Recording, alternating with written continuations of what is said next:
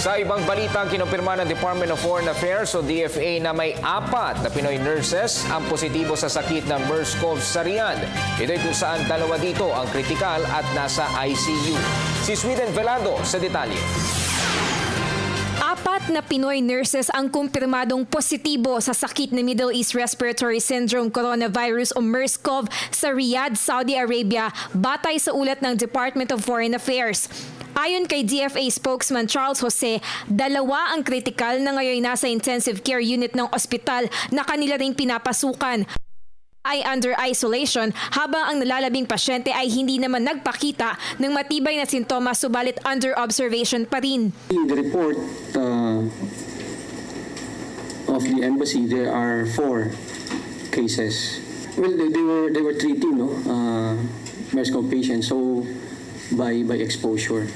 3 sa mga pasyente ay babae na edad 29, 32 at 50 taong gulang. Ang isa naman ay lalaki na edad 55 taong gulang. Sinabi ni Jose na pawang health workers ang 4 na gumagamot din sa mga pasyenteng may sakit na MERS-CoV, kaya nahawa ang mga ito by exposure.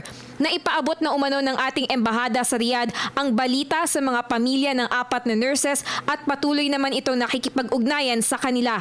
Bagamat ayaw banggitin ang pangalan ng ospital kung saan at nakakonfine ng 4, tiniyak ng pamunuan ng ospital na ibibigay nila ang pinakamainam na medical treatment sa 4 na Pinoy nurses. Kilala ang ospital sa pagkakaroon ng kalidad ng mga kagamitan at pasilidad para sa paggamot sa sakit na MERS-CoV. Our embassy was assured by the management of the hospital that these Filipinos are being provided the best medical treatment available, and that the hospital is well equipped with comprehensive treatment and facilities for MERS-CoV cases. Pinaalalahanan namang muli ng DFA ang ating mga kababayan sa Middle East na sundin ang prevention protocols na ipinatutupad para sa naturang sakit at sakaling maramdaman ng sintomas ay agad na magtungo sa ospital. Para sa Telebisyon ng Bayan, si Sweden Velado.